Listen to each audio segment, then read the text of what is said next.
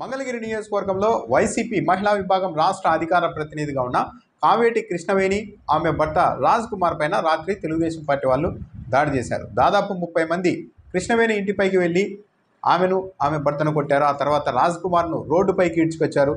బట్టలు ఓడదీసి కొట్టడంతో పాటు ఆ తర్వాత నారా లోకేష్ ఫ్లెక్సీకి క్షమాపణలు చెప్పించారు.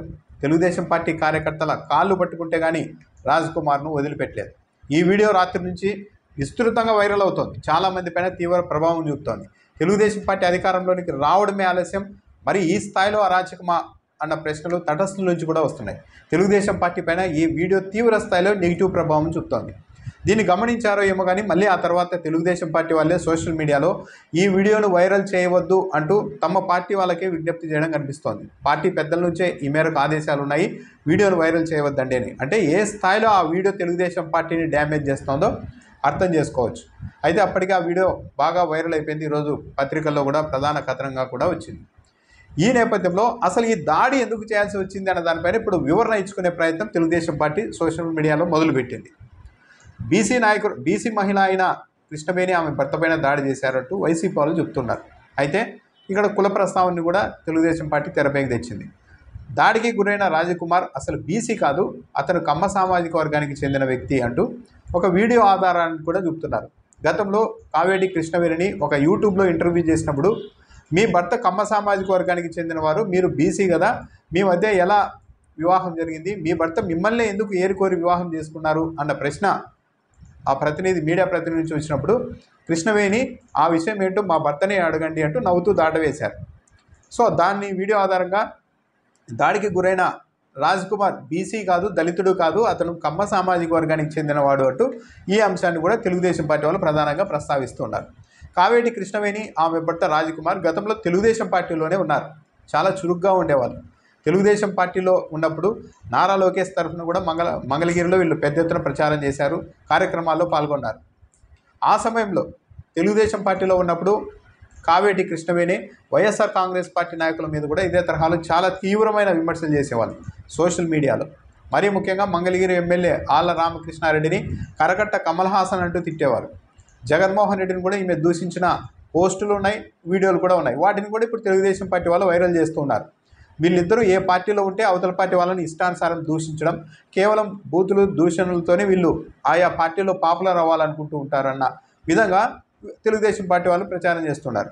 దాంట్లో చూస్తే ఈమె తెలుగుదేశం పార్టీలో ఉన్నప్పుడు వైఎస్ఆర్ కాంగ్రెస్ పార్టీ వాళ్ళని గన్ కంటే జగన్ ముందు వస్తారన్నారు కదా, మరి జగన్ ఎక్కడ దాక్కున్నారని ఒక సందర్భంలో జగన్ తెచ్చిన దిశా చట్టాలు లాంటి అన్నీ షోకేజుల్లో పెట్టుకున్నారు అని విమర్శించారు. కోట్లు పెట్టి వైసీపీ రంగులు వేయించుకుంటున్నారని ఆ మాటల్ని విమర్శించారు.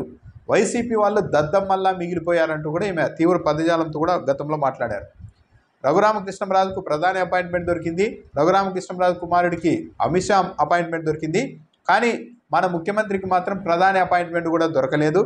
అపాయింట్మెంట్ సాధించలేని ఈ వ్యక్తి ఇక రాష్ట్ర హక్కుల్ని సాధిస్తారా అంటూ జగన్మోహన్ రెడ్డిని తిట్టారు. పలు సందర్భాల్లో పేటీఎం బులుగు కుక్కలు అంటూ కూడా ఈమె తిట్టారు. ఆ సమయంలో వైసీపీ వాళ్ళంతా ఈమె భర్త పైన విపరీతంగా అటాక్ కూడా చేశారు సోషల్ మీడియాలో. ప్రధానంగా ఆళ్ల రామకృష్ణారెడ్డి, ఆయన మంగళగిరి ఎమ్మెల్యేగా ఉండేవారు కాబట్టి అప్పట్లో ఆళ్ల రామకృష్ణారెడ్డిని ఉద్దేశించి రకరకాలుగా విమర్శలు చేశారు. ఆయన అవినీతికి పాల్పడుతున్నారు, అతను పెద్ద కరకట్ట కమల్ హాసన్ అంటూ అలా విమర్శలు చేశారు. సో ఆ తర్వాత వైఎస్ఆర్ కాంగ్రెస్ పార్టీలోకి వచ్చారు. వైసీపీ అధికారంలోకి వచ్చిన తర్వాత కొన్ని రోజులకి వైసీపీలోనికి వచ్చారు.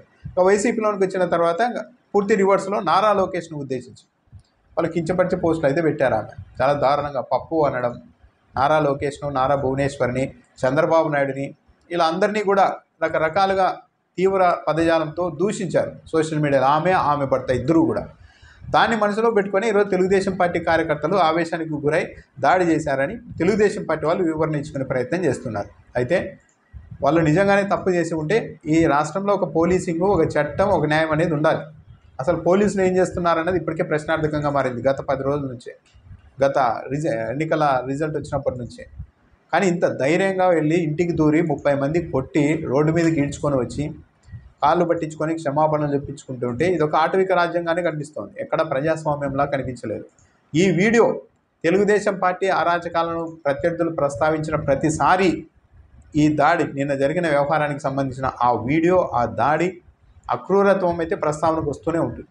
తెలుగుదేశం పార్టీ నాయకత్వం ఇప్పటికైనా ఇలాంటివి కంట్రోల్ చేయకపోతే, సరే పోలీసులు ఎలాగో దాదాపు అంటే వాళ్ళు చేతులు ఎత్తేసారని కాదు కానీ పోలీసుల మీద విపరీతంగా ఒత్తిడి ఉన్నట్టుగా ఉంది. వాళ్ళు ఏమీ చేయలేకపోతున్నారు ఈ రాష్ట్రంలో. కాబట్టి ఇలాంటివన్నీ తిరిగి తెలుగుదేశం పార్టీకే తప్పనిసరిగా డ్యామేజ్ చేస్తాయి. దాంతోపాటు రాజకీయ పార్టీల కార్యకర్తలు కూడా కొంతమంది షార్ట్ కట్ని ఎంచుకున్నారు. ఏం చేయాల్సిన అవసరం లేదు, అవతల వాళ్ళని బూతులు తిడుతూ ఉంటే చాలు, మన నాయకత్వాలు సంతోషించి మనకి ఏదో ఒకటి ఇస్తాయి, పదవులు ఇస్తాయి, హోదాలు ఇస్తాయి అన్న ఒక షార్ట్ కట్తో, ఏం పెద్ద కష్టపడకుండా ఓన్లీ నోటి దూలతో ఏదో సాధించాలనుకునే వాళ్ళు కూడా తయారయ్యారు అన్ని రాజకీయ పార్టీలను.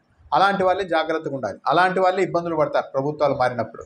కాబట్టి కాస్త సంస్కారం, పద్ధతి ఇవన్నీ ఉన్నప్పుడు వీలైనంత వరకు ఇలాంటి వివాదాలు ఎదురు కాకుండా ఉంటాయి.